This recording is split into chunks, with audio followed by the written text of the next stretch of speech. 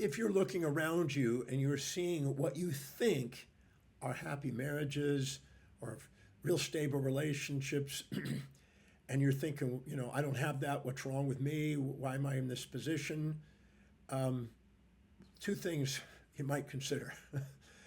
One, you might be deluded into thinking that those relationships out there are all peachy keen and all positive without negative and all pleasure without pain and peace without war. But in my experience, most relationships have ups and downs and positive negatives and hugs and slugs kind of thing. There's cooperation, competition. There's all kind of gyrations of emotions, calm and turmoil in the relationship, particularly when there's kids.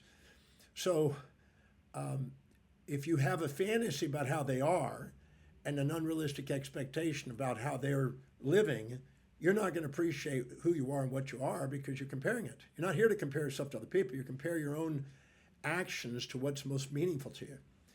And if you have been in a relationship which has been maybe filled with wounds in your mind and you didn't see how they served you, and you may be unconsciously trying to protect yourself from being back in one of those relationships because it was painful the last time. So you may be dodging those relationships in your own life because the way it is now, since nothing's missing, it's you diversified the things you get out of a relationship into a variety of friends and social interactions and people and colleagues at work and things like that. So if you look at whatever you think you're missing in a relationship and ask, what is that I'm missing and what's the form it's already present in, and where is it in my life, you may discover that your own hierarchy of values is creating in that form to protect yourself from past wounds. And then if you compare yourself to people you think have a better deal, which if you maybe lived with them for 6 months, you might find out it's not what you thought. A lot of people put on a good facade, but when you get down to the bottom line, there's sometimes other stuff going on. So don't be fooled. Go and investigate. What they may say publicly and what they display publicly may not be the whole private. There's usually another side in relationship dynamics.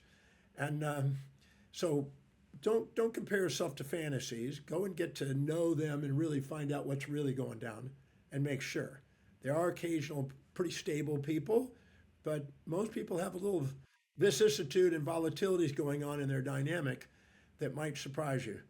And so don't compare yourself to an ideal fantasy. You won't appreciate yourself. And then go make a list of everybody you've been in a relationship of any duration. Find out every wound that you have that you think, oh, I'd never want to go through that again. And then go find out, what did you learn from it? How did you grow from it? How did it catalyze something? How did it help you spiritually? How did it help you in your intellectual development, your business, your finance, your family, your social, your physical areas? How did it help you? So the wound is transcended. So you're more open to the possibility of having a relationship and not have to be stuck in unconscious motives to avoid them and have to create the relationship in a new form between all your social life. I always say your soulmate, if you will, is always a balance of one or many. It's either one and concentrated or it's diversified into many, but nothing's missing in your life. And it just, you think it is because you're comparing what is actually happening to the fantasy about how it could have been, should have been. And if you go in there and appreciate what you got, you get more to be appreciative of. But go and find out if you got some wounds that are unconsciously making you not want to be involved in a relationship to protect from those wounds. Because there's an avoidance response. Your autonomic response of sympathetic nervous system and the amygdala is going to make an instinct to avoid things that you've not seen the blessings to. And it'll make you then seek the opposite in the fantasy to compensate for it.